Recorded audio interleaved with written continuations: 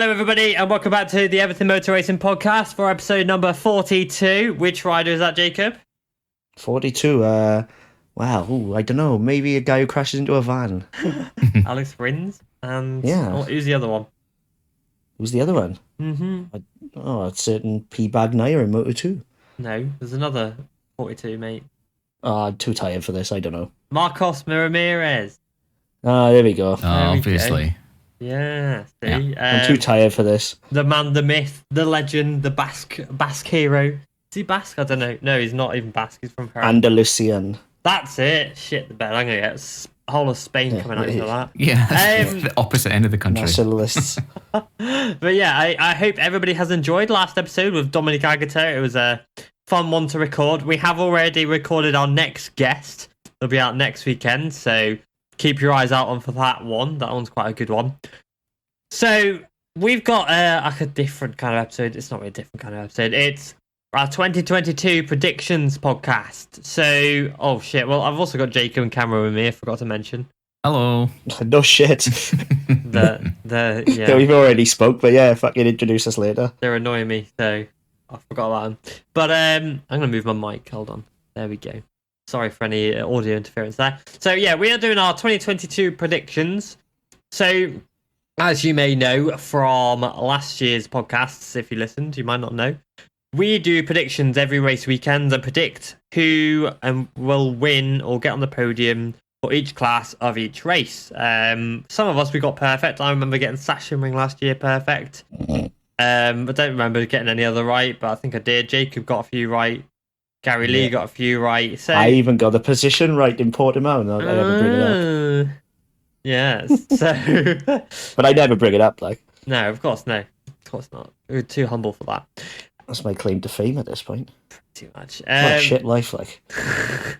So we're basically just doing the same shit, but for the whole of the 2022 season, we're not doing each race. I just want to clarify because that would be stupid. But I've got a little Excel spreadsheet here. And we're going to run through each class, and we've got some little subcategories as well within the classes. And we're basically going to pick our predictions for today's podcast and this year. Yeah, this podcast almost got cancelled as well thanks to Jacob overreacting for being ill.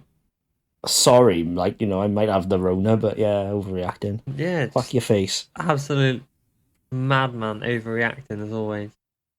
Yeah, but yeah, die, but it's fine. He said he's going to bring his normal positivity to the podcast. I don't know what positivity this is, but it just means I'm too tired to rant. Oh, that's nice. Thank you for that. It saves me time editing. Yeah, it's too much. Yeah, it's bad. Yeah, we're probably going to send the flowers to to Wales, and I'll have them at my funeral. It's all good. No one turned up for your funeral. Anyway, moving on. This year, so yeah, we've got some categories. I'll run through them quickly. So we've got the rookies of the year for each individual class. We're going to go for the biggest surprise of each class, the biggest improvement for each class, the biggest disappointment for each class. There's going to be some controversial answers. The biggest disappointment. I am the biggest disappointment. Trust me, everybody tells me every day.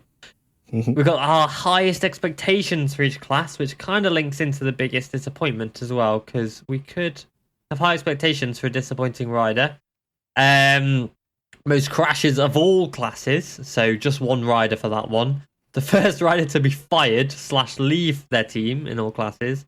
And then, of course, the Team World Champion for each class, and then the MotoGP class, Manufacturer Champion, and then finally the World Champion for each individual class. Hopefully that's easy to follow along with. Yeah, so I may as well just get stuck in. Basically, all our answers are going to be noted down, and then we'll do a podcast at the end of the year, running back through this and seeing if we're correct or not, basically. So I'm going to kick it off with the Moto3 rookie. Actually, Deck, before you do that, don't say what. Don't you have a thank you to say? Oh yeah! Oh shit! Hold on, I need to remember his name. Hold on.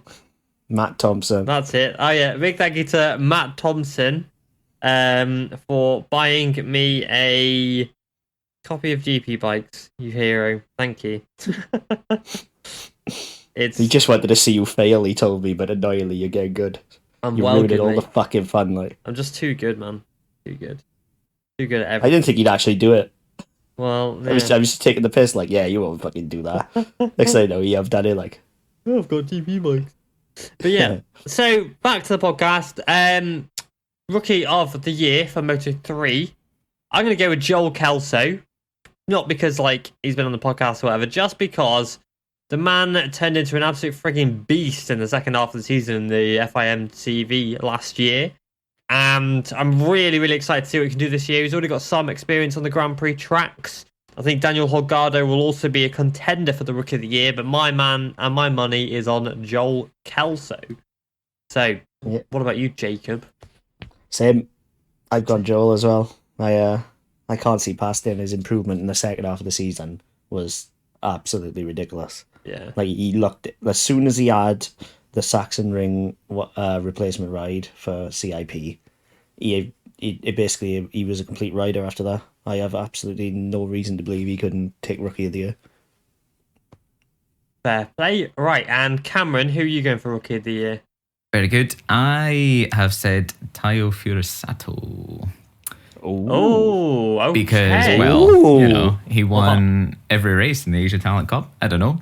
He did. I guess I'm just sort of rooting for him with this prediction, I suppose. I mean, we'll see. We'll see. I think he's got potential and everything. But, I mean, like you say, Kelso's got... Yeah, I don't know. It's going to be tough to look past. But who knows? That's my curveball that I'm throwing in there. Yeah, exactly. Yeah. Furusato is a very fast learner, so I mean, onto something there. Yeah. We shall see. I don't know about Furusato, just because I don't actually think he's ready, personally. I do not think he's ready for the World Championship. I think he needs a year under his belt in the FIM, well, now the Junior GP series in the Moto 3 class with the Asia Talent team to learn some of the tracks, because he's coming in only knowing maybe some of the circuits. He won his Rebel Rookies debut, which is fucking amazing. He's proven, against Daniel Munoz, and he was against Diego Moreira at the line in that class. But I don't think he's ready yet. But how old is he? 15 at the moment. He'll be 16 by fair. guitar. He'll be 16 by guitar. He's a pup. Little boy. Well, I'm going to stick with it well. just in case I manage to get the glory from it. Who knows? Take it. I mean, yeah. it's not a bad shout, honestly. It really isn't. I've got high hopes for him eventually. Honestly, he's freaking talented, that kid. But yeah, maybe in a few years. Yeah, a lot of our followers do actually like Furusato, and He's think awesome. He's really good. He's so. great. He's freaking awesome. I really So like you're him. gonna be well loved with that. Yeah, you will. He's very popular. Right. So moving to Moto 2. I've gone.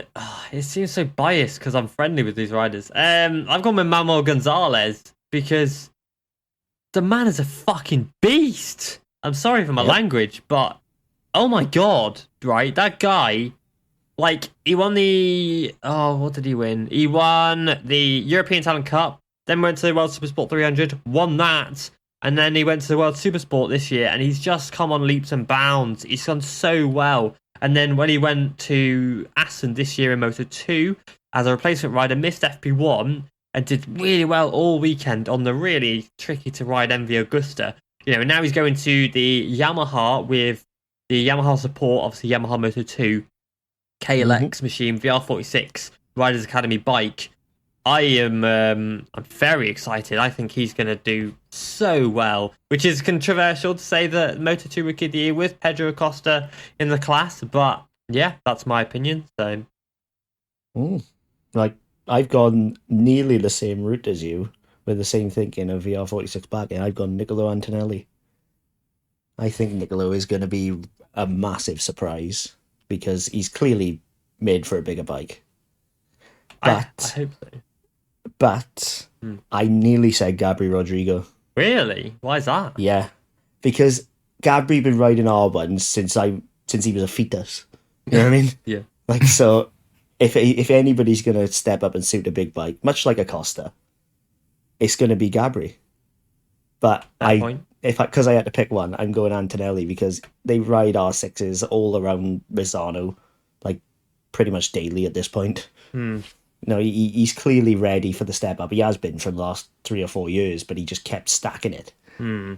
I think this will, again, like Gabri, I think it'll smooth him out and make sure that he'll ride. I think he'll surprise and might even get a podium or two. Well, that would be interesting if he does, to be fair. Okay, Nice. and Cameron? Fanati doesn't count as a rookie, does he? No, because he's done more than 6 races in the Yeah, class. he's done more than 6 Right. races, yeah. Yeah, I probably wouldn't have went with him anyway. I just wanted to clarify. I'm going to be boring and go with Acosta. I think well, I don't know. He's just we've seen him on a bigger bike. He can he can ride around flaws. He said that quite a lot. You know, he's very good at just sort of making it work, even when it necessarily isn't particularly well. That's really it. And we know he's an absolute genius. So He's a beast, man. Yeah, he's a beast. That's it. That's my reasoning. Mm-hmm. Yeah. I mean, I understand it. Like, Pedro Costa is the obvious choice. To clarify for anybody who's listening going, why are you not saying Fermin Aldeguer? Fermin Aldeguer will not be a rookie because he's done more than 6 races in the class. Yep, otherwise I would have gone. Yeah. Yeah, I'd have gone Fermin all day, but obviously he's not done 6 races. So, no, he's done more than 6 races, so he doesn't actually count. Same as with Bartolini. Yeah, same with Bartolini and with Alberto Surra. In Moto 3, yep. Yeah. So, right. MotoGP Rookie of the Year is, for me, it's a freaking hands down easy choice of Raul Fernandez. Because that guy, like, it was tough because Remy Gardner, again, I was like, I really did think about this one quite hard in the 2 minutes it took me to decide, Raul, he just looks like the better and more complete package. Raul is a rider who can just hop on a bike and be quick. He's proven that many times in his career, apart from when he was on the Mahindra, because that thing's a piece of shit. This year in Moto 2, he's done things that no rider has ever done in the class. And he's now hopping onto a MotoGP bike, and he was already faster than Remy Gardner. Remy's more of a rider who takes time to edge into it, but once he's there, he can win world titles. Marco Bezzecchi looks good, but I don't think he'll be there. Digia, I think, will be a dark horse, but I'm putting Raul down. Yeah, I went Digi. Did you? Yeah. Why is that? Just because I think Ducati is strongest. Yeah, true. I'm really struggling to go either Remy or Raul because we don't know the state of the KTM at this point. Yeah, fair Whereas point. we know the Ducati works because he's on a 21 as well. We know that works. It's not going to turn into a bad bike overnight, is it? Wow. And then of the Ducatis, he is arguably the strongest rider of those on big machinery. Like in the preseason tests, he impressed me the most. I think Digi. Fair point. Okay, and Cameron? I've gone with Raul Fernandez. Yeah, because, well, I mean, like you say, he can just he's just proven that he is just fast, like from the get-go. Yeah. And I think, well, are we defining our rookie of the year the same way that, FIM would, as in sort of most as in points? The highest finisher. Right, okay. I would class Raul, if he can work wonders on the KTM, he probably still won't get the same amount of points as Digi on a Ducati, I would feel. Which is why I went Digi. Yeah. So, in terms of FIM, say, their definition of it, I would say Digi. But in terms of my personal rookie of the year, it's probably going to be Raul. So there's a nice democratic answer for you. As always, democratic as always. Yes. Like if this was Raul Fernandez on a Yamaha for this year. Mate, I've been putting him down to the title, honest to God.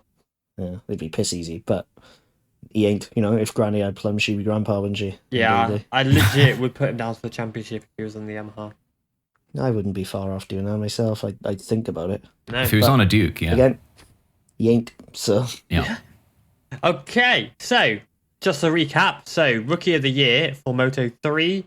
Actually, I'm not going to do that because I realise there's 9 things I can't be fucked to go over it. As soon as you said that, I was like, why? Yeah, no thank you. Can't be asked. Sorry, you can just listen to back. So Yeah, there's a rewind button. Fuck, do some work for once. Like. So we've got biggest surprise in Moto3 next. So I've gone again with a rider I'm friendly with. Lorenzo Fellon because right, I promise you I'm not being biased, and you'll find out in a later answer why. Lorenzo Fellon, he'd scored 0 points this year, but he was top 5, top 10 material all year long. There were some external issues we can't talk about on the podcast, which did restrict him from maybe pushing as hard or doing as well as what he could have done.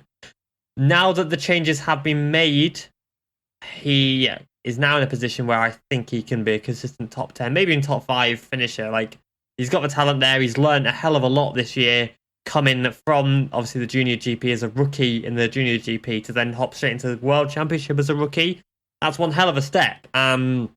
As the year has progressed, he's proven that, he's caught up very, very quickly. And for me, Lorenzo Fellon will be the biggest surprise this year, and I will not be surprised if he's going to, commentators will be like, geez, look at this kid, he's doing good.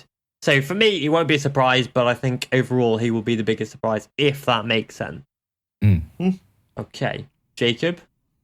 I've gone Munoz. David Munoz. He's missing 6 rounds, though, isn't he? Exactly, but it's not about where he's going to finish or anything. I think he's going to come in and be on the pace straight away. He's talented. He's going to piss some people off, don't get me wrong.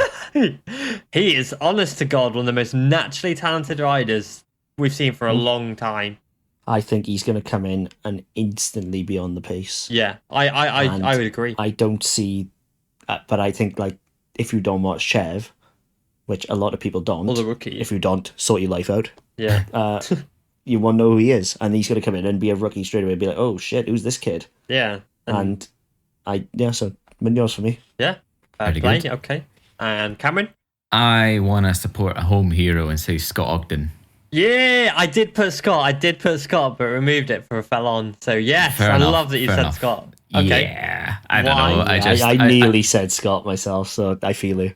Fair enough. Yeah, I don't know. I just mainly because I want him to. He's clearly quick. He knows how to do it. If he hits the ground running, then it will be a big surprise. Yeah, yeah. He's a good lad as well. Yeah. Really good team as well. Got a good structure around him. I'm quite excited to see what he can do, honestly, because, like you've said, he's better than what he himself thinks he is as well. Because I know he listens to this shit. So Scott, you are fucking amazing. All right. Yeah, stop better doubting than you yourself. think you are, bud. Yeah. No, don't forget he's a Chev winner. Yeah. He's a Chev winner. Go on, Scott. Perfect. Go on, Scotty. Right, okay. So, moving on to the Moto2 biggest surprise.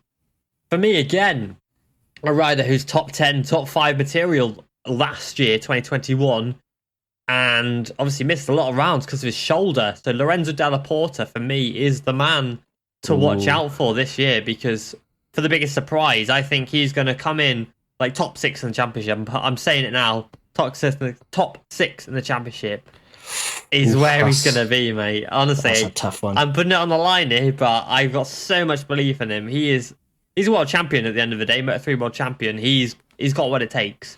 He just don't needs win a title by being shit. Yeah, he just had that issue with his shoulder, which has fucked him over for the whole of last year. And I think now he's gonna do it. He's gonna get it good done, Yeah, good choice, to be fair. Thank you. Okay. I didn't go him though. Who did you go on to, Phil? Zonta. Okay. Zonta van den Gobe, because I think people are underestimating him a lot because he didn't go the conventional route. Yeah, I can completely understand that viewpoint.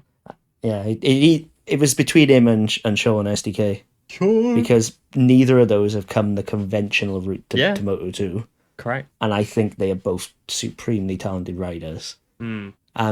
If either of them get points, that would be, expectations met for me and a surprise for a lot of people. Mm.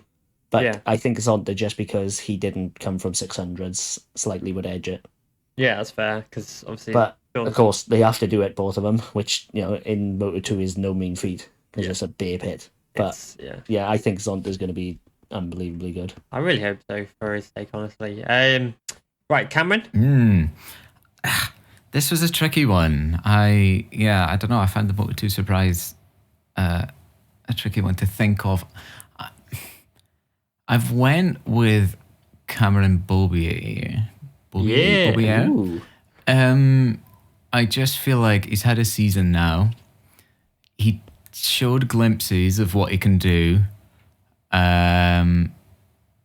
Yeah, like I think if you can get it together with SDK in there as well, like it might just spark something. Well, we saw what he could do at Kota, so Yeah, that's what I mean. You know, like if it all just clicks into place for him. I keep saying this, like if this, if that, for like everyone I'm talking about. But if it does work for him, if he can get it working, then it's certainly when compared to the season we've just had, it would be a surprise and a pleasant one for sure. So yeah, that I've went with Beaubier. Nearly went with Canet as well, but then I feel like people know that he's good he's going anyway, to be a title and contender. he's going to be on the Calyx, and so like that maybe wouldn't be much of a surprise. But No, then he people don't didn't talk set about him himself. much, so I don't know. He's like a dark horse, Aaron Canet, I think. Yeah, like I love him. He's a character. He's like a Jorge Lorenzo kind of style. Like people, you either love him or you hate him. I really like Aaron Canet. I think he's got like a quite a funny personality about him, and yeah, I think he can go all the way this year. I think he really will be a title contender. Yeah. So that's, Right. I think that's why I didn't go with him as a surprise, because people almost kind of like expect that. So yeah. Of course, That's it. 100%. Perfect. Right. So going on to the MotoGP biggest surprise, I think probably we'll have the same answer. I do think so. For me, I think will we? I think the biggest surprise this year in MotoGP will be Darren Binder. No, I didn't go Binder. But go on. No. Oh, okay. So obviously he's come from Moto3. His record in Moto3 wasn't exactly like freaking Jack Miller levels, you know, where you're like, okay, it's a big jump, he's a bit out of his depth, but I can kind of see it because he's done well. Whereas Dan Binder is like, what the fuck are you doing, kind of thing. But he's got a good team around him. He's got people who nurture talent. You know, for example, Razlan Zali. You saw what he did with Fabio Quartararo and got the best out of him. And obviously now Quartararo is a champion in MotoGP. I'm not saying Darren Binder will be a future champion. I don't think it'll happen, but I do think he's going to do a lot better than we think he will, and we'll find out early February with the tests. So for me, Darren Binder will be the biggest surprise of this year. I think a lot of people are expecting him to actually do better than what we think he will. But for me, I think he'll be quite surprising. Okay. Jacob? I went his teammate. Did you? Dovi? I went Dovi. Why is that? Because I think Dovi is going to be a title contender. Not even joking. What? Really? Ooh, Really? I hope this Why? comes off for you. I really do. Because Dovi is a supremely talented rider on a bike that turns now. Like, obviously, he needed half a season of adjustment, which he got. And it was adjustment on a poor version of what he's on now, basically. That 22 bike, if it's made for anyone, it's made for Fabio, who is similar to Dovi in style. They're both very smooth. Yeah. Possibly needing a little bit more aggression about them to master the bike, which Fabio found.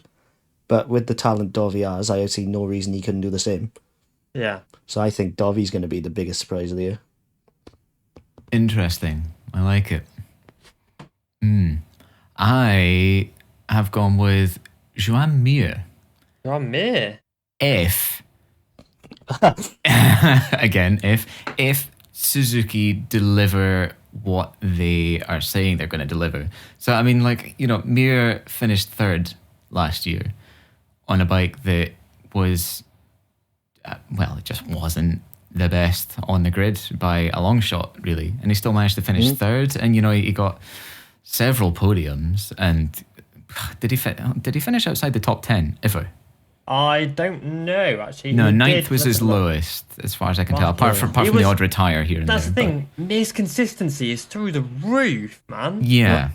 So I feel like if that Suzuki is even 5% better than the 2021 bike, then he's going to surprise us. I really hope so. I genuinely hope so, because he's so underrated, and like I noticed that he doesn't get the respect he deserves. You know, like he's not even in the most top top 10 followed like MotoGP riders, and he's a world champion. And like when I post about him on social media, for example, the engagement is fucking terrible, man, because people just don't care about him. Yeah, it's a shame. It really is, because he's nuts. He's so good. Yeah. I think it's because this is what people consider the silver spoon. Yeah. You know, it's as if, he got handed a MotoGP ride even though he didn't win Moto 2. Yeah, but he won MotoGP. Who gives a shit? I don't think anyone's saying that, to be honest. You'd be surprised. You know when he first got announced at Suzuki, I saw nothing but that. Why are they moving him up? He hasn't even won a Moto 2 race. And look where he is now, you know? World champion. Yeah, doesn't always mean anything. He's done well. Right, okay, so moving on to Moto 3's biggest improver. So I've gone, obviously, for the biggest surprise Lorenzo fell on, which can also be like the biggest improver, but I've not chosen him for the biggest improver. I'm going with Jaume Masia, because Jaume Masia won the first race of the season last year and really did look like he'd be the champion. And by the end of the season, he was doing everything he could to stop his teammate winning the title. You know, his teammate won the title when realistically, Jaume Masia should have been the champion in that team, and obviously it wasn't.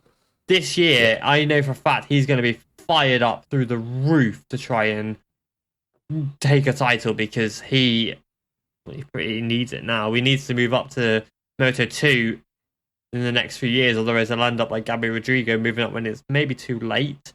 So I think Jaume Masia he's gonna be straight on it. I think straight from Qatar. So for me, he's going to be the biggest improvement. I think the biggest improvement is going to be Kaito Toba. Really? I think he's going to do the opposite. Nah, Toba is better than he showed. And he was shit last year. That's not sugarcoat it. He was absolute shit last year. I think he'll have learned his lessons this year. And if he's got any sense about him, he will at least triple his points tally. At the very least. If he doesn't, he's out. So he really has no choice, in my opinion. Yeah. So I think, that it can even make or break a rider. And Toba is a Moto3 race winner. So I think it'll make him, not break him. Yeah, it's easy to forget that he has actually won a Moto3 race, which is bonkers, considering he is, He's been around since the dawn of time, hasn't he? Pretty much, he looks it anyway. His first ride was a fucking dinosaur, though. Yeah, like, fucking hell, man. Yeah, but no, he's good enough that it'll make him, not break him, in my opinion. I do hope so. Yeah, I'm going Kaito Toba. Nice. Okay, and Cameron? So I'm speaking from a position of hope here, and so John McPhee. Oh, okay. Whoa, Scotsman supports Scotsman. No, you were waiting for me to bring up John McPhee at some point, weren't you? Be fucked. Ah, God, like he. Nah, you're right. He's on a bike now that is proven to work. It can win races. Yeah. So can John McPhee. Make it happen, man. Come on, it's your last year. Yeah, it's literally his last year. I think if anyone can get it out of him, it is Max Biaggi. He's done wonders with Romano Fenati. He did wonders with Aaron Canet a few years previous anyway.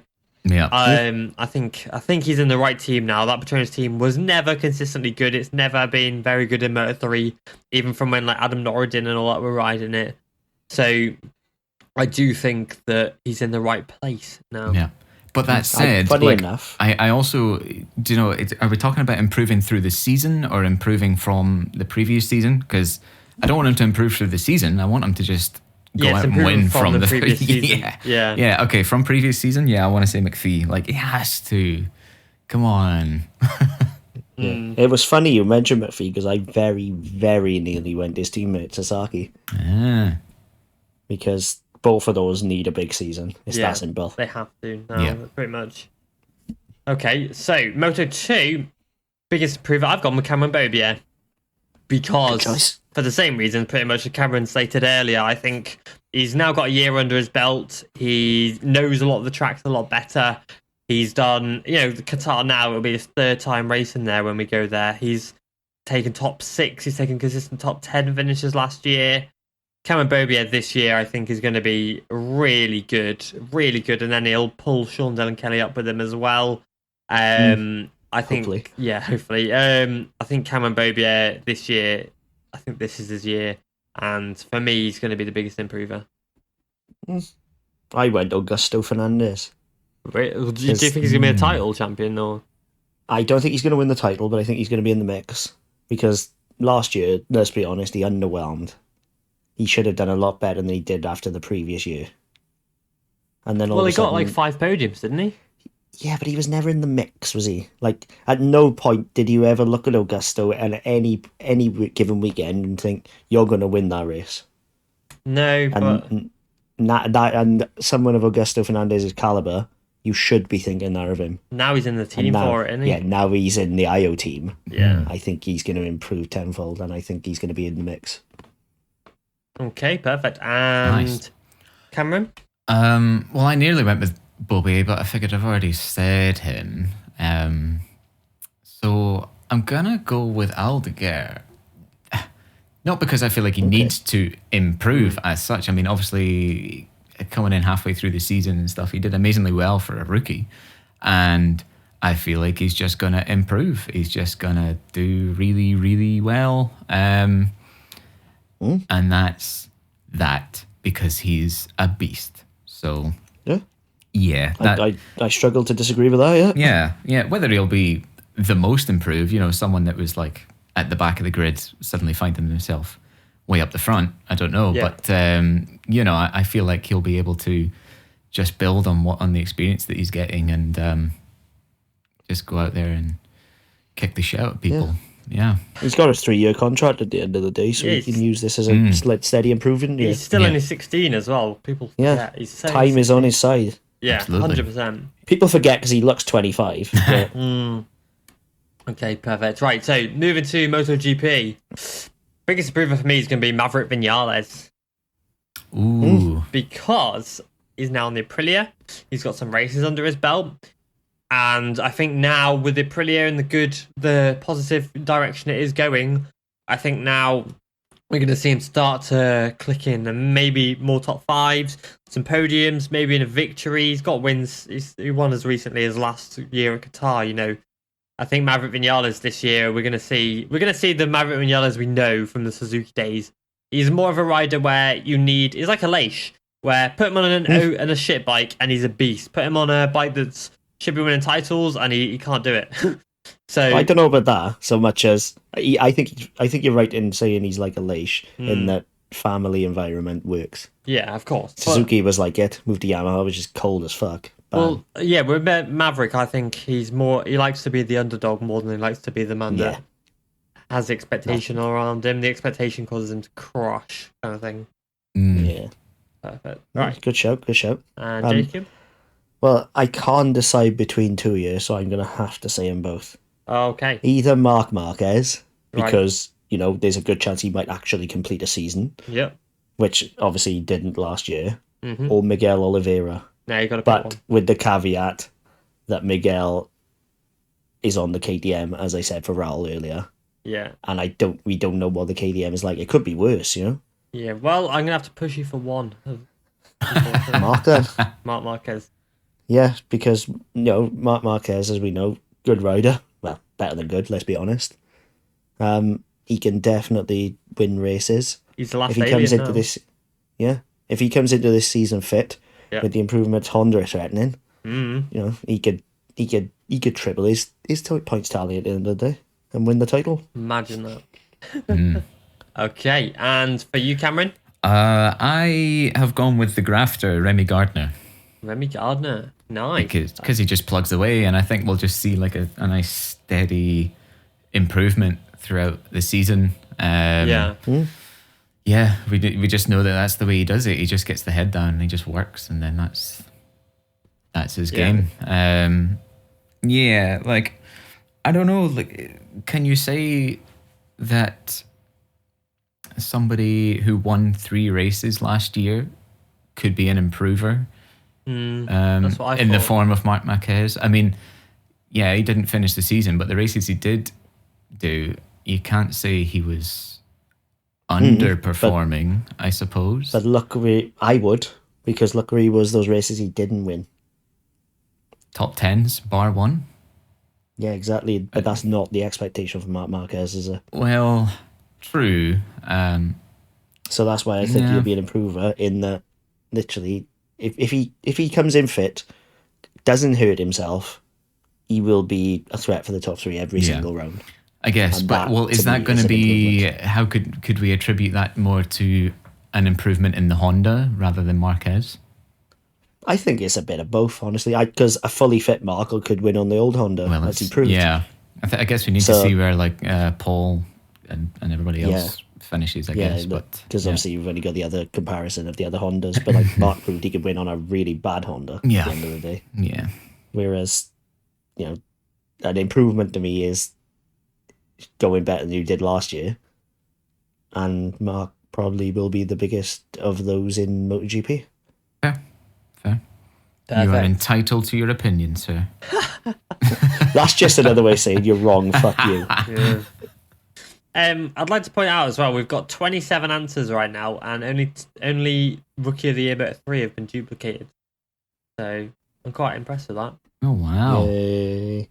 So right, let's move on to biggest disappointment in Moto 3.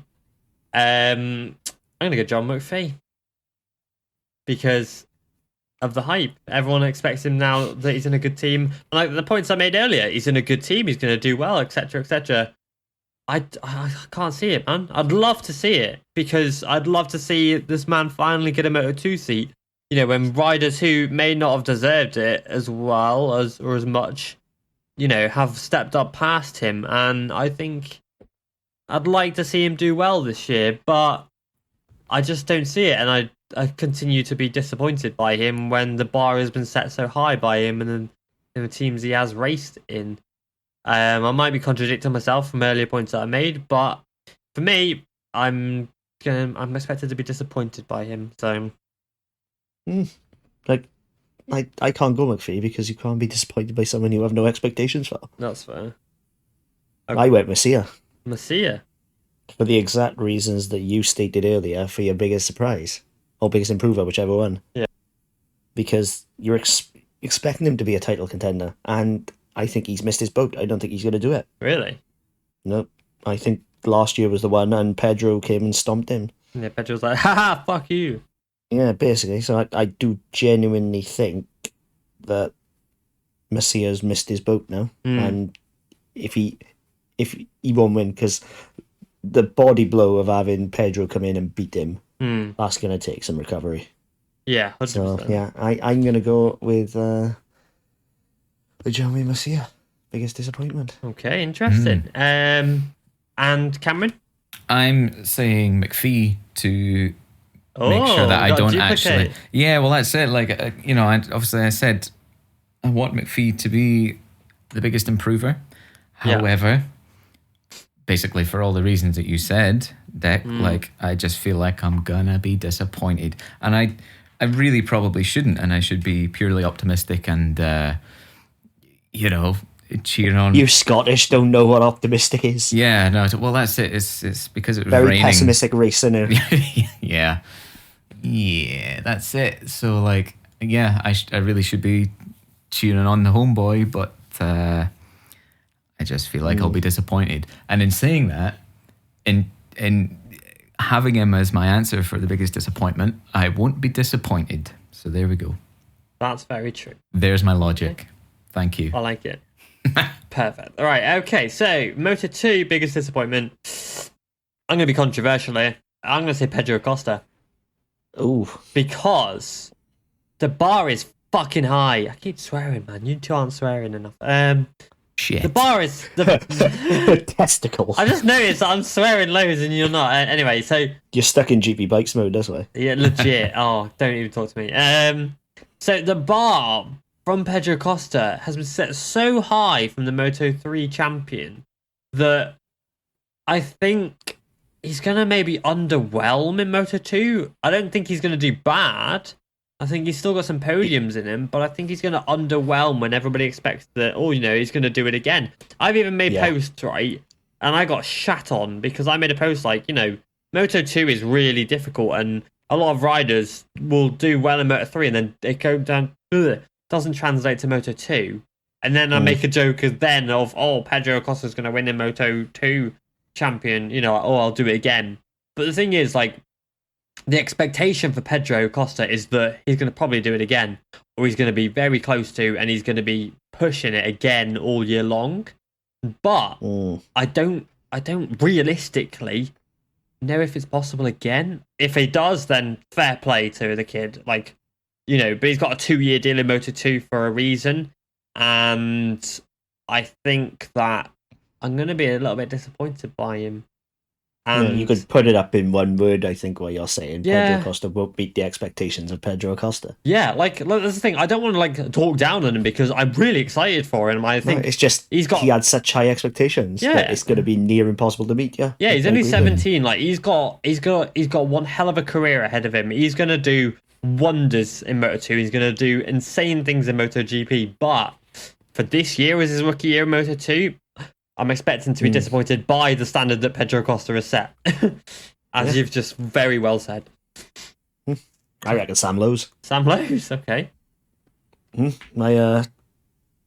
Every year you expect him to win the title, and he never does. Yeah, I know what you mean. Maybe I won't be disappointed because maybe it's time to just think, oh well, he ain't gonna win the title, is he? But every year he starts well in Qatar, he wins a race. You think, oh yeah, this is Lowe's year, and then all of a sudden, Sam Lowe's. Okay, that's fair, simple. Cameron. Yep, same. I've went with Sam Lowe's. Okay. He'll have a strong start. Something will happen to knock his confidence, and then he'll just be inconsistent, too inconsistent for the rest of the season, and it won't be his year, and then that'll be that. That'll be him. Yep. I don't know if he'll go to Superbikes or what, but I don't think he'll try Moto 2 anymore. Yeah, I know what you mean. Yep. Okay. Yeah. Fair point. Right, MotoGP's biggest disappointment. This is a tough one. This was a tough one. I'm going with Miguel Oliveira. Because I expect Miguel Oliveira to bounce back from a terrible 2021 where Brad Binder absolutely destroyed him. I expect Miguel Oliveira to not do as well again due to the KTM, not because Miguel, as we know, is obscenely fast. I think this year will be the breaking point for Miguel Oliveira, and he'll sign for Yamaha by the end of the year. That's bold. There are fresh top rack Razgatlioglu has himself started fresh rumours as soon as yesterday about a MotoGP switch, so that's great. Just to throw silly season up in the air a bit more. But I think he's going to be disappointing this year due to the KTM, and he'll leave KTM at the end of the year. Probably to Yamaha, maybe Suzuki will open their doors to him with Rins leaving, potentially. That would be my thought. So I think he needs a smooth bike, and I think I'm expected to be disappointed by Miguel Oliveira. He's won 3 MotoGP races. He's not exactly slow. Is it 3 or 2? Is it 2, 3? 3. 2 Portimao, 1 Catalunya. 2 No, wait. No, 2. Oh yeah, he won Catalunya. Yeah, shit. Fuck. Oh yeah, he won a race this year. Shit, he won a race last year. Crap. So yeah, that's the thing. Like the bar is set high because he's won a race, and he's got it in him. But I don't. Austria. Yeah. Portimao, and Catalunya. Yeah, that's it. But he's got the expectation there. I just don't think he can do it over a season, and I'm expecting to be disappointed by him again. Jacob. Okay. Franco Morbidelli. Oh, that's a big one. I don't think he can ever meet 2019's level. Really? On this Yamaha. No, it's not for him. Yeah. If he could still keep the 2019 or even the 2018 Yamaha, yeah, definitely. But this Yamaha, it's not a Morbidelli bike. He has been injured though, don't forget. Oh, no dispute there, but nonetheless, even a fit Morbidelli would have struggled on the new variant of the Yamaha, which requires more aggression. Morbidelli is the most Jorge Lorenzo of all the Yamaha riders. Yeah, I think that was a fair point. So, for me, I don't think he can do what he did. And I would beg Suzuki to sign him up. Yeah, Suzuki would be great for him, to be fair. Yeah. Perfect. So, yeah, Frankie, as much as I hate to say it. Okay, and Cameron? So, what I've put Fabio / Frankie but because pick of the one. Yamaha, Yeah. you know, I think like they're both great riders. Obviously, they've shown that time and time again. But I just get the feeling the Yamaha is going to lack a lot this season, and you know, people don't really see that. They just see, oh, you know, Fabio and Franco are you know 10th and 11th respectively, and they'll be like, oh, that's disappointing. They won't think, what's wrong with the Yamaha? They just see the rider not where they want it to be, and they'll be disappointed.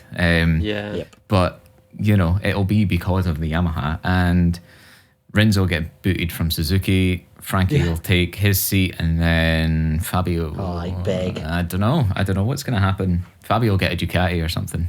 He'll get Zarco's seat. Maybe. So I'm gonna have to push you for an answer there. Oh my god! Well, just to keep it interesting, I'll say Fabio then, because he was, you know, he's champion, but he's not going to do it again this year. Yeah, not winning the title again would be a disappointment for Fabio, in my opinion. So he set the bar high. Perfect. Right, highest expectations for Moto 3. I've gone with Javier Artigas because he won the last race of the season last year. He's switching from the Honda to the more competitive KTM.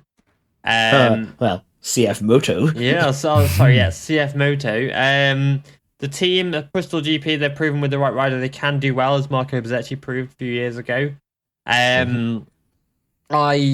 really rate Javier Artigas. I think he is absolutely incredible talent. And yeah, for me, highest expectations for Moto 3 is Javier Artigas. Jacob? Okay.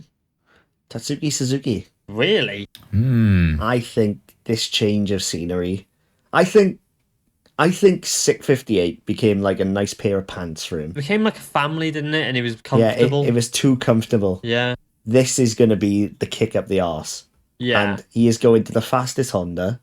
If they give him the same gear they give Foggia, which I'm sure they will because he's a fluent Italian speaker, he's basically an Italian. Yeah. Suzuki could be up there. And should be up there, if we're honest. Yeah, he should be. He's a race winner in the class at the end of the day. Yeah. It's not like he's slow.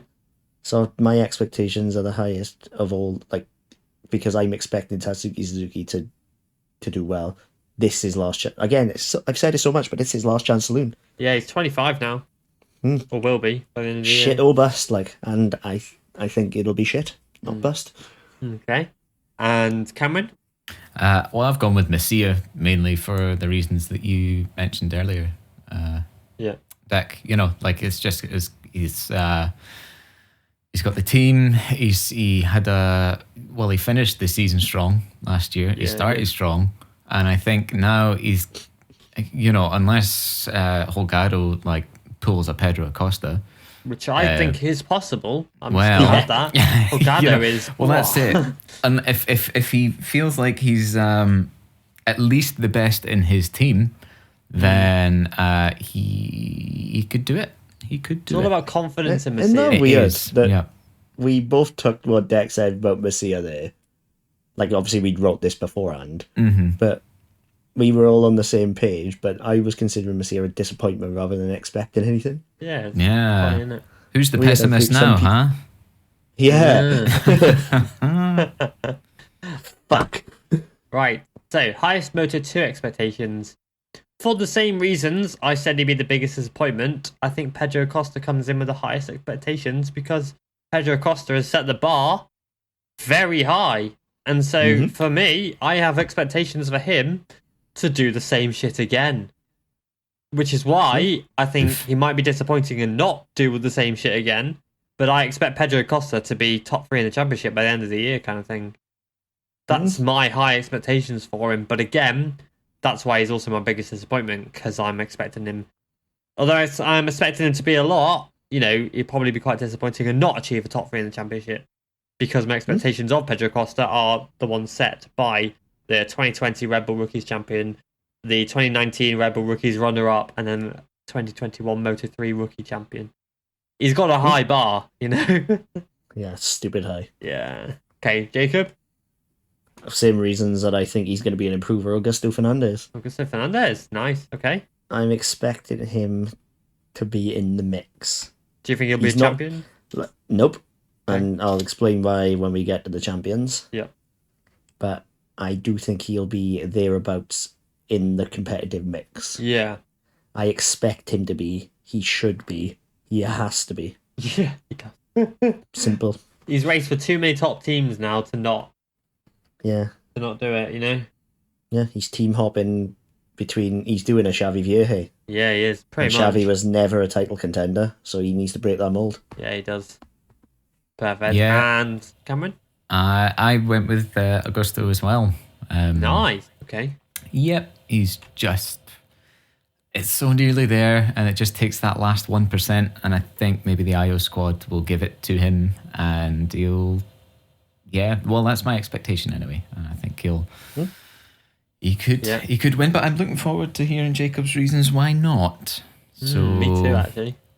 Yeah, but yeah, I think Augusto is the one that I have the highest expectations for.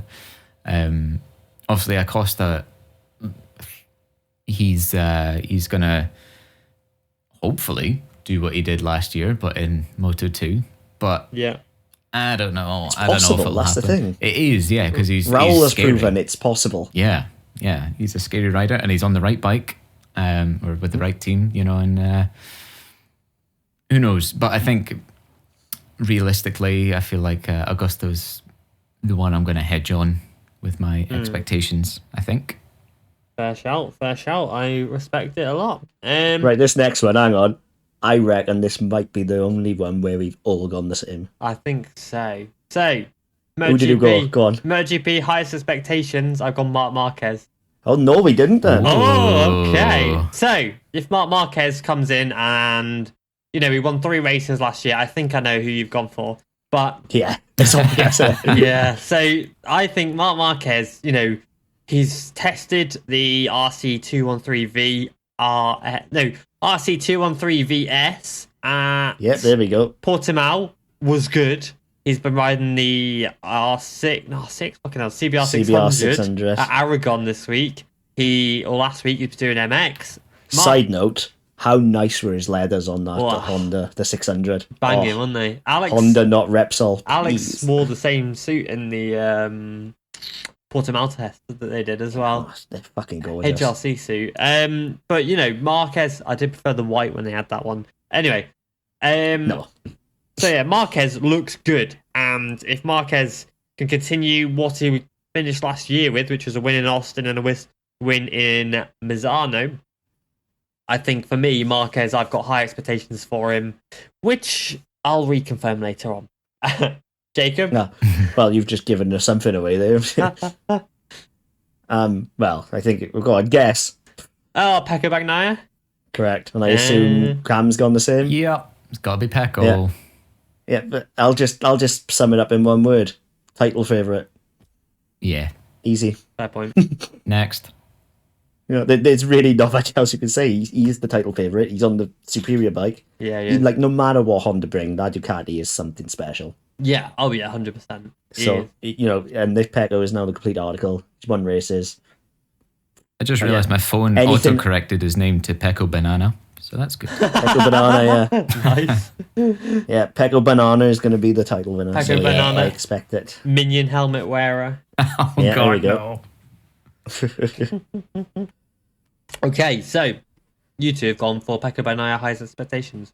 Right. Yeah, I assume for the same reasons as well. Yeah. Most crashes of all classes, I've gone with Jorge Navarro because it's just what he does, isn't it? We went the same class. Because I was going to say Mark, because Mark is pretty much tops the list every year, but it's just funny, isn't it? Jorge Navarro, it's a big game, isn't it? He's a bit of a meme now, isn't he? Yeah, pretty much. I would have said Carol Abraham or probably Stefano Manzi just to trigger you, but obviously they're not there anymore. So who have you gone for, Jacob?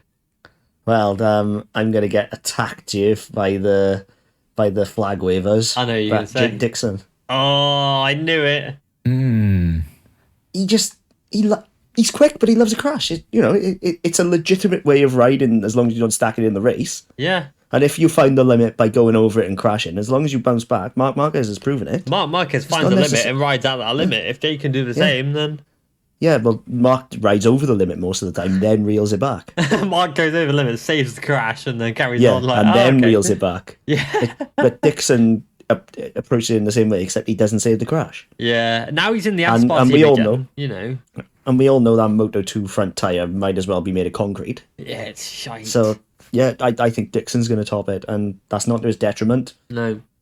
But as long as they're all in free practice in another race, I don't think anybody give a shit as long as you don't get hurt. Yeah, exactly. As long as the results are backing it up at the end of each weekend, then it's not an issue, is it? But yeah, Dixon. So, attack me, Mr. Britain man. Okay. The flag shaggers. Okay. I have gone with. I went with Darren Binder. Darren Binder. Yeah. Expected. He's on this big scary bike, and I don't know. He loves to dive bomb, and I think he'll just the big and scary. Yeah. That's it. I don't know. I hope I'm wrong, but he likes the gravel, and he's on a much different bike, and I think he's going to come in feeling like he's got it to prove as well. So he might get might get a bit big for his boots sometimes, and the thing is, I think it's unjustified to say he likes the gravel in that as a surface level, because statistically, yes, he does like the gravel, but what he was having to do on that Moto 3 bike to compensate for his size, as well as being on the poorer Honda, I think it does kind of skew the stats almost. Okay, sure. But at the same time, Moto 3 to MotoGP, he's going to crash. Yeah. Make no mistake. I don't disagree with you. But I think it's harsh to say he loves the gravel in that he had no choice sometimes. Okay, I take it back. He doesn't love the gravel, but he's going to find it. He's going to find it. Yeah. I hope I'm wrong. Don't get me wrong. I don't want anyone to crash, but every rookie crashes. Yeah, exactly. It's a fact of life, isn't it? Rookie and a complete jump from Moto 3 to MotoGP. At least he's on a Yamaha. I don't know. I guess it's maybe the friendliest bike, but still, it's a totally different thing, and it's not going to stay rubber side down all the time. So. Yeah, that's what I'm saying. So it's still a 280 horsepower fire breathing bike at the end of the day. Exactly. I would like to ride one, but I'm not going to say I wouldn't crash it. I don't think I would, because I know I'd be on the floor. Yeah, I get you. So you two basically picked a lot of bills for Revit this year. Yes. Okay. Right. This one is more of a jokey one. The last year's was quite unexpected, actually. So the first to be fired / leave their team in all classes. Last year it was Philip Salach, which was really surprising. I did not expect that, especially after his podium earlier in the year. He left the team because of issues with his bike breaking down. Yeah, internal issues, shall we say. Yeah, this one, to the rider, I know he listens to the podcast. I'm not disrespecting you at all. It's just a joke. Yeah. That's what they all say. And I get along with him, so I don't want to be talking shit about him, But I've gone with Joshua Watley, not that I'm disrespecting him, purely because, the expectations are low for him, very low. He's only 16 as well, he's got time, but I don't think he's ready. The thing is, he's in a good place though, because he might not be ready, and he might be dead last in all the sessions of the first 3 rounds of the season. But like with Lorenzo Felon and Jason DePasquet, you learn very quickly in the World Championship. And I think maybe by the end of next year, by the end of 2023, he'll be at a place where, he'll be consistently maybe top 10, by the end of next season. But I think, I don't know, I've just got a feeling that he's not going to be able to hack it. Some riders can't hack it mentally when they're at the back, and I do think he will be at the back. There'd be no shame in going back to Chev to learn further. Yeah, if he went back to Chev for a year, for example, say if the Michael Laverty team withdraw one entry from their team and put it back in the Chev for a season, I think one more year in the CV or the Junior GP now for Joshua Watley would have been amazing, and then stepping into the World Championship next year, he'd have what it takes. But I think he's come up a year early, and I'm not disrespecting him at all, because he's faster than I'll ever be, and he's still a top 10 finisher in the Junior GP. It's not like he's slow, but I still don't think he's ready yet. Maybe by the end of the year he will be, but I think that, I don't know, maybe that, it'll get to him and he won't be able to finish the season like I said, it's a freaking horrible question to answer, but I thought I'd put it in there anyway. But yeah, no disrespect for Josh if you are listening. And yeah. Okay, and Jacob? I think Simone Corsi. Really? He's got a kid and a dog now. and those are death knells for a career. Yeah. I don't care who you are. He's 36. Yeah, he's old now, isn't he? He could have one crash and think, "Oh fuck this isn't worth it." Yeah, I've got a family and a dog to look after. Yeah, but that feeling he got when he got pole position, Yeah, he's not going to get that again, though, is he? Unless they get. I think he's going to. I hate to say it, but I think he's going to have, especially being on the MV, something's going to happen. He's going to deck it, and he's just going to think, I don't fancy us anymore. Yeah, maybe, yeah. I hope I'm wrong, and he just thinks at the end of the season, after an unsuccessful season, he thinks, I'm too old for this shit. Yeah. But I don't know. I doubt. Okay. I think it's too much. Fair enough. And Cameron? Interesting. Well, I think Rins is just going to cycle into another van and then get sacked. Really? Yeah, that's what I think is going to happen. Yeah, well, maybe third round in. I don't know. I think he's going to do... He's just... Yeah. He mentally ride into a van. He's not going to finish the season with his team, so... Yeah, whether he'll be the first to go, I don't know. But I don't know. Because the thing is, actually, that's a really good shout because they have a very, very good backup in Sylvain Gintoli. I was just thinking that. As soon as you said that, I was like, oh, Sylvain Gintoli can step in. Yeah, I it's think... not like they'd be out of options, so that's a really good shout. Yeah. Well, I don't know. Like, I just think that Rins is going to just carry on being Rins. And that'll be that. Yeah, they'll be like, hold on, why the fuck are we putting up with this when we've got Gintoli here? Yeah, who wants stacking every year? Yeah, yeah, exactly. So there's my submission. Fair enough. That's actually a really good shout. Yeah, there was a few unexpected ones last year, actually. Obviously, Maverick Vinales being the highest profile leave. Yeah. Yeah, interesting. So now we're going to the Team World Champions for Moto 3. Obviously, don't forget the Team World Champion doesn't necessarily mean it'll be the rider that wins the title, because a team could win a title. For example, say you've got two riders and they do really well, but they finish 4th and 5th in the championship. Their points could be more than the rider's team who won the championship, because the rider could have had a teammate that didn't score any points all year, kind of thing. Yeah, that's it. So with that, I'm going to say the Team World Champion for Moto3 will be Aspar team. Fuck you. Because Sergio Garcia and Izan Guevara's names speak for themselves. They are what they are. They're freaking quick, and I think they are the best two riders in the class who are paired up in a team. I can't see any teams that are better than them as an overall riders team, So Jacob Aspar again? Yep, Control C, Control V on what you just said.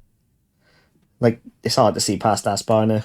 Pretty much. Like, they got 2 title contenders in their squad.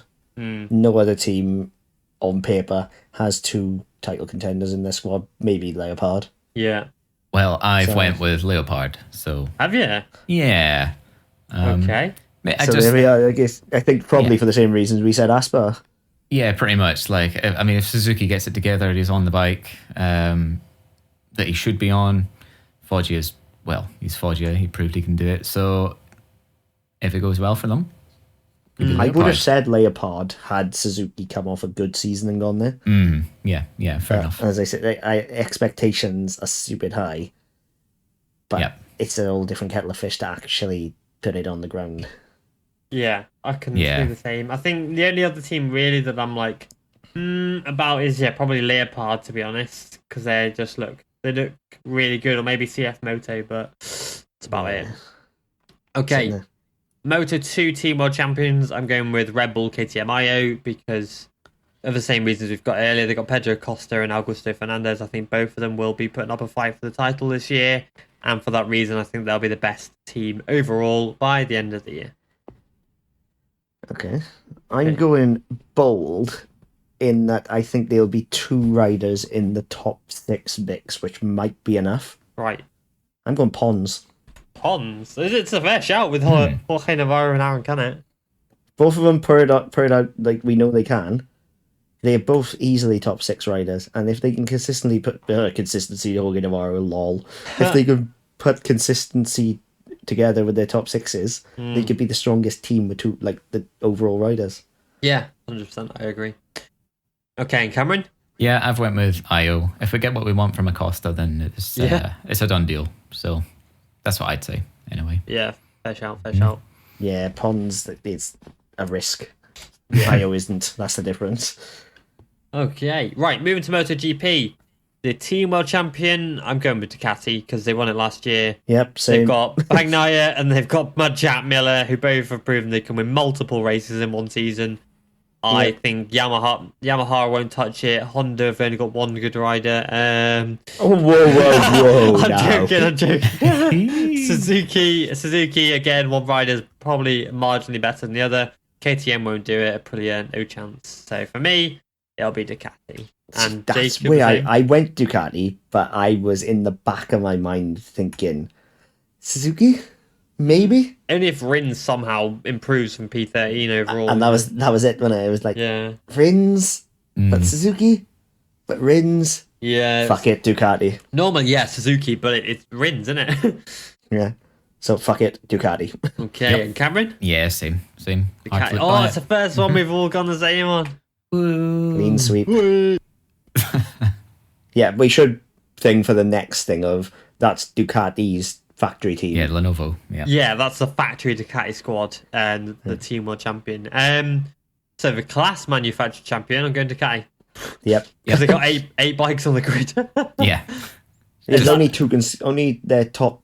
Is it top 2 or top 4 can score points?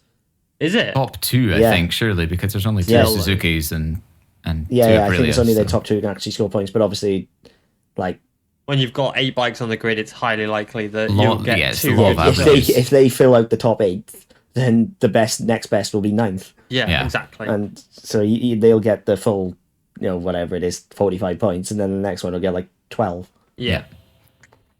You're right in that it's 8 bikes. Wrong in that 8 bikes can score points. Yeah, of course. And have you gone the same, Cameron? Yeah, absolutely. Law of averages. You got 8 bikes on the grid.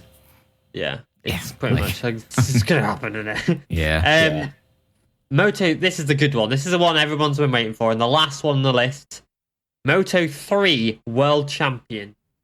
This, for me, was between 2 riders. It was between Dennis Foggia and Sergio Garcia. I think there'll probably be more in the list. And there'll probably be another surprise there that we didn't expect, like maybe Javier Artigas, Isaac Guevara. But the man who will come away, I think, with the trophy from pure consistency will be Dennis Foggia for me, because, the fact that he clawed back over 70 points to Pedro Acosta this year, and, at one point Pedro Acosta was 70 points ahead, maybe 90, I'm not sure. And then during the Portimao race, they were level on points. If Dennis Foggia can continue that consistency through to this year, I think Dennis Foggia is the straight-out favourite. Okay, and Jacob? Oh, he's biased. Oh, Isaac Guevara. Yeah, but legitimately. I fucking knew it. Guevara, because last year was the learning year. He won the race that he needed to win, get the monkey off the back. Yeah. I still maintain he is the single most talented rider in that Moto3 field. Just based on pure talent. He knows how to win a title. I can't see past Guevara this year. I would love for him to win it. Yeah. Don't get me wrong. But even if I wasn't a fan of Guevara, I would struggle to look past him, because this is it. It's all coming together. And he's done his hard yards. He's done his learning year. Pedro Costa didn't need it, admittedly. But, there's more than one way to skin a cat. And I still think Guevara is a better rider than Costa. So, yeah, Guevara. Fair play. And Cameron? I've gone with Foggia. Yeah, boy. Yeah, I think, the second half of Foggia's season was, similar to Bagnaya's. Yeah, fine. And 100%. if you're going to say that Bagnaia is the favourite for GP, based on the second half of the season, then surely you got to say it the same for Foggia. That's my hot take. Controversial. Hottest take. Yeah. Nice. Okay, so going to the Moto 2 World Champion. I referenced it earlier.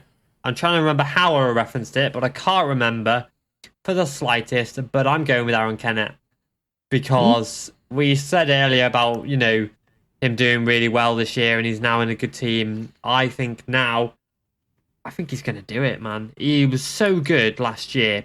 He was good as a rookie. He was obscenely good as a rookie. He's even better last year on the speed up. And this year he's on a KLX. I think Aaron Canet is the man. I think I can't look past any other rider. You've looked at all the riders. You've got your Augusto Fernandez, Sam Lowe's, etc. And Aaron Canet sticks out to me like a sore thumb. I think it's going to be Aaron Canet. Okay. Well, I'm going now with the one that you were all interested in. Oh, who's he going to say? Moto 2? I don't know. Celestino Vietti. What the what? Just hear me out on this. The improvement he showed last year. That's big, up, though. It is big, don't get me wrong. Like she said. No, she didn't. No, the improvement he showed last year. It was just such an upward trajectory. It's like what he did in Moto 3, I guess. Yeah, and like a lot of the rookies, such an upward trajectory. Yeah. Like, some of the levels started higher in Moto 2, Vietti was nowhere started the season. By the end, he was a consistent top 5 threat. 100%. 4 of those top 5 who were consistent top 5s have gone up. True. Who's next to inherit the throne? Vietti. Aaron Canet, mate. No, Vietti. I was iffing and ahhing about Canet. Yeah. But Vietti's going to be on the same bike. Come in, he's going to light the touch paper from the off. I think Canet will be stronger over the second half of the season. But as we've seen, even though the KLX is the best bike, sometimes the adjustment period is a lot longer than you'd expect. Yeah, no, that's fair enough. So I think Vietti. Okay, and Cameron? So I wanted to go with this one as a sort of surprise choice, and so I could maybe get the clout at the end of the season, be like, yeah, I fucking called it. But I went with Vietti. So what? I know. Man. Yeah. So well, there we go. Was you like when I said Vietti? Did you just go fuck? Yeah, I was like, fuck, I'm gonna have to share the glory with Jacob. Yeah, like I mean, he's a weapon. He's a weapon. And he's like, he's in the same team. It's like, I think, as you're saying, Canet is switching, to the KLX, and there might just be, it might not gel. We don't know. Or at least there could be a longer than expected adjustment to that, and Vietti's just going to go in knowing exactly what to do, and he could just fucking nail it. Hopefully he does. Yeah, I think he will. Okay, perfect. I didn't expect anyone else to say Vietti. I never thought either of you would say Vietti. Never mind both of you. I got you. My God. Honestly, Chelly he's special. Yeah, he is good. Right, the last one, the one you've all been waiting for, MotoGP World Champion. Carol Abraham. I've gone with Marc Marquez. I referenced it earlier. I think if Marquez can come in 100% fit, he's going to wipe the floor with everyone. Everyone's got a bit of extra confidence. So like, Marquez, we're winning races because Marquez has been injured and stuff. Marquez isn't the same rider he was. Marquez was riding 80% last year and won 3 races. He was riding still at 80% at Mazzano and maybe at Aragon as well. And Pekko beat him at Aragon. Marquez pushed Pekko into a crash at Mazzano. Probably still at 80%. Everyone's got false hope against Marc Marquez. When they go out with Marquez at 100%, he's going to wipe the floor with them. I don't care who it is. I don't care that Fabio has improved. I don't care that Pekko has done really well. None of them are at the level Marc Marquez is. Marc Marquez is an alien for a reason. He was a rookie alien. He's a freaking alien, went in 2013 because of how good he was consistently. No rider on that grid, none of them are as consistent as what Marc Marquez is in his prime. When Marc Marquez is on it, Marc Marquez is on it. And we saw that when he got a podium in Aragon, the win in Cota, the win in Aragon, and the win in Mazzano, when he gets that consistency, nothing is stopping him. So for Take me, a breath. Jesus. So for me, Marc Marquez is the champion. Yep, same. Yeah, probably for the Like same on- reasons, I'm assuming. Pretty much. But I nearly, very, very nearly said Pekko because yeah, no, it is very close. I think Mark is the difference more. Pekko is the second best rider in the field 100%. behind Marc Marquez. Yeah, It all depends on whether the swing between their talent is bigger than the swing between Honda and Ducati. that's the main point, isn't it? Yeah, because if I don't care if Mark's stretch between, like, if the talent is bigger, if the bike is worse, that could be the tipping point. 2015. But on top of that, I very, very, very nearly said Jorge Martin as well. That's a fair shout. Because, wow, last year. Yeah, I wanted to say Anea as well, but he's not there yet. But when we revisit this next year, Anea will be in the mix, no doubt. Yeah, But obviously, nearly said Jorge Martin. yeah. Fair play. And I think Martin will win more races this year. Make no mistake. But I'm going to go Mark just. Because it's Mark, innit? Yeah, I think Marquez is a difference maker, and it's just. Pecco's favourite, just about Mark, though. Yeah, okay. And Cameron? I'm going Pekko. I knew it. Yeah. I fancy him. He is very difficult to look past as well. It's just because it's Mark. So Yeah. so hard. Like, this was the hardest one of the lot for me. Well, like, what if this new Honda Mark just doesn't get on with it? It doesn't matter. It's Mark Marquez. Mark rides around the shit, doesn't he? Mark Marquez do, could win on but- the 1973 Bultaco. Hey, there we go. We got it in. Am I wrong, though? No, you're not wrong. Well, we will see, but I'm going with Pekko. It's the fact that Paul Espargaro called him a genius at low grip. You know, Paul Espargaro, MotoGP podium man, calling his teammate a genius at low grip. Yeah. What did that tell you? And like, There's levels to this shit. and like when Cal was like, I tried to ride like Marquez and crashed. Or like nearly crashed because Marquez is literally so far above the limit on every corner that no rider can touch it. I think that's the difference. But what is your reasons for picking Pekko, Cameron? Well, he's just fast as fuck, and he's like, I think he's learned he's learned from the mistakes. Like that crash that he had at was it the Emilio Morano Yeah, round? Yeah, That one. that was that was tire choice. He went with a hard front. He shouldn't have. He's learned that. Yeah. Like he's learned all the way through the season. And now it was the finer details that just caught him out towards the end, like just the wrong compound. And I think now he's got it figured out and he's gonna shit all over everyone. Nice. Yeah.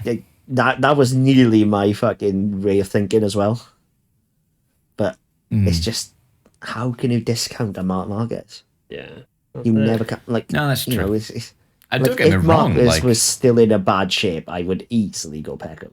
But he ain't.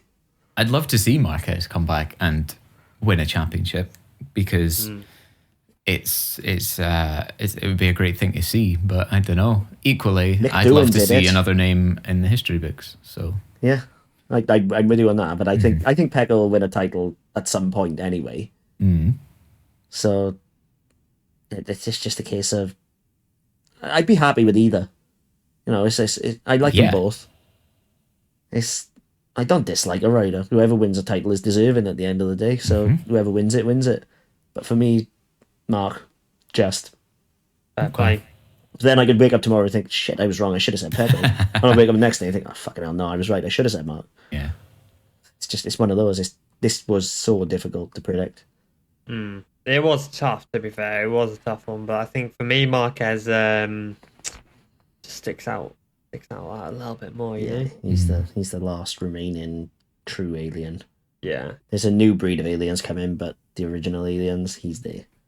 Yeah. I feel like that answers a question that I was gonna put to you guys, just on the off here, and So the resurfacing that's happening at Kota then, I was wondering if that is going to ruin Marquez's edge and advantage that he seems to have at that track. What do you think?